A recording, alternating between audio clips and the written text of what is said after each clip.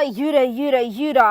Ayon sa source, Danny Pangilinan at Bel Mariano, nagsimula na mag-taping sa How to Spot a Read Vlog sa La Union.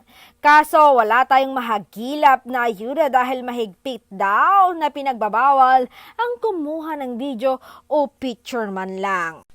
Ayaw daw nilang ma-expose ang magiging outfit ng buong cast. Mahigpit talaga daw ang kanilang lock-in taping. Gusto daw nilang sorpresa para sa mga fans ni na Donnie Pangilinan at Bel Mariano.